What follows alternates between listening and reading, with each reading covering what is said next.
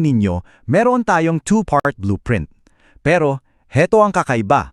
Hindi tayo magsisimula sa technology. Magsisimula tayo sa isang bagay na mas malalim at mas makapangyarihan. Ito ang pundasyong espiritual. Yan ang unang hakbang. Bago pa man tayo mag-isip ng email o gumawa ng website, kailangan muna nating ihanda ang sarili sa laban.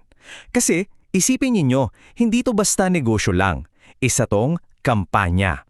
At sa bawat kampanya, kailangan ng spiritual na proteksyon at syempre malinaw na focus. So heto na, ito yung unang-unang step na hindi pwedeng iskip, ang pagpapatibay ng ating intensyon. Dito natin itatayo yung pundasyon kung saan sasandal lahat ng technical stuff na gagawin natin. Okay, paano natin gagawin yan? Simple lang. Gagamit tayo ng dalawang napaka-powerful na dasal. Yung una, para sa depensa. Para yan sa mga, negative forces. Yung pangalawa naman, para sa proteksyon. Para siguradong lahat ng gagawin natin ay nakatayo sa matibay at ligtas na pundasyon. Mula umpisa pa lang. At para lang malinaw ha, let's get this straight. Ang paghingi ng tulong ay hindi pagsamba. Request lang to for intercession. Alam nyo, parang sinabi mo lang sa kaibigan mo, "Uy, papray naman ako." Ganun lang siya kasimple. Walang komplikasyon. Alright, ngayon, set na yung spiritual foundation natin, pwede na tayong lumipat sa technical side.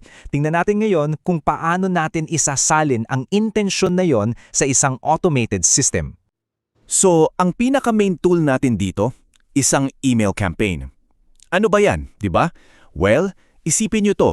Isang series ng mga automated na actions na sunod-sunod na nangyayari para maabot yung isang goal. Ang magic word dyan, automated. At yung mismong salitang campaign, alam niyo ba kung saan galing yan? Galing yan mismo sa military strategy, isang serye ng mga strategic moves para makuha ang isang objective.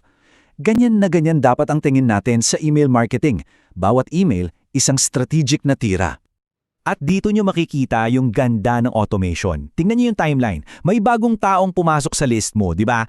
Agad-agad matatanggap niya yung immediate na email. Pero at the same time, yung subscriber na matagal na, let's say 40 days na, natatanggap niya yung para sa day 40. Lahat yan nangyayari ng sabay-sabay, automatically, walang manual work. Gaano ba to ka-powerful? Well, ang sistemang to, gumagana yan kahit 10 lang yung prospects mo. Tulad ng nangyari sa isang estudyante, kahit umabot pa yan ng 75,000. Isipin mo, 75,000 na prospects pero iisang tao lang ang nagmamanage. Paano? Kasi lahat automated. Okay, so naset na natin yung logic ng campaign. Ngayon, buuin naman natin yung makina na magpapakain sa campaign na yan. Ito na yung tinatawag nating sales funnel. Alam nyo, pag narinig natin yung funnel, madalas ito yung nasa isip natin, di ba? Yung komplikado, ang gulo-gulo tingnan na diagram. May upsell, downsell, nakakalito. Pero ito ang totoo. Kalimutan nyo na yan. Ang kailangan lang natin ay isang napakasimple at direct na sistema. So, ito lang ang kailangan nyong tandaan. Ang funnel natin may dalawang bahagi yang. Ganun lang siya kadali. Una, yung email catcher. Ang trabaho lang yan, kunin ang email address. Pangalawa, yung thank you page na tatawagin din nating bridge page para magpasalamat at agad-agad iugnay sila sa isang offer. Yung bridge page, ito yung secret weapon, ika nga. Kasi sinasamantala nito yung exact moment na yung tao kakasabi lang ng yes sa free offer mo. Instead na mag-stop doon, agad-agad mong ipapakita sa kanila ang isang bayad na solusyon sa susunod nilang problema. Perfect timing. Ang psychology sa likod niyan, napakasimple lang. Isipin mo, may kinausap ka, nagpakilala siya. Anong susunod? Aalis ka na lang ba at sasabihin, "Sige, email na lang kita bukas." Hindi, di ba? Pag nakuha mo na yung atensyon nila, pag-engage na sila sa'yo, yun na yung perfect moment para ipagpatuloy ang usapan. Strike while the iron is hot. Okay, tapos na tayo sa theory. Ngayon, punta na tayo sa actual na paggawa. Hands-on na tayo. Isa-isahin natin yung mga step-by-step na kailangan para buuin yung email capture page.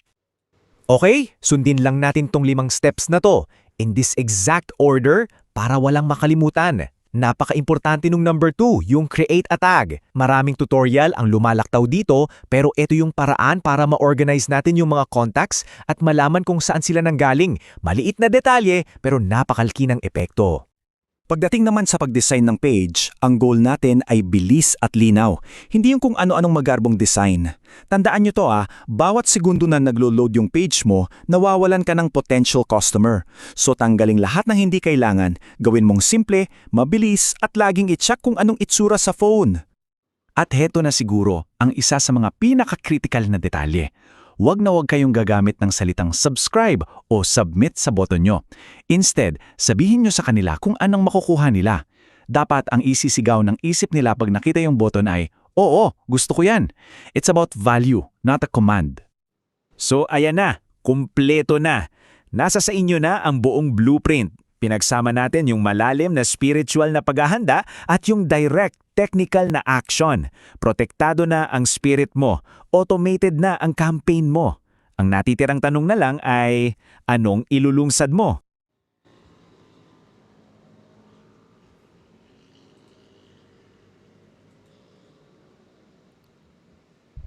So that is a sample of the 6-minute Tagalog version of the 7-minute mentor. I showed you that one. Before that, I showed you the 2-minute version. Showed you the 2-minute version of the 7-minute mentor in English. I want to know, which one do you prefer? Is it English? Is it Tagalog? Is it 2-minute? Is it 7 minutes? The goal is to teach you the concept found in the original 1 to 2 hour training program that I've had for many years. So that's it. Please leave a comment. Which one do you think is better? And yeah, subscribe to the channel so I'll know if you guys are interested to see more. I'll be making a lot more of these training videos, and they will be better and better and better as the days go by. Okay. There are actually a lot of this stuff here. I prepared so many. If you like, I can show you another one. It's another English and it's short also, 2 minutes. Does anyone want to see or hear?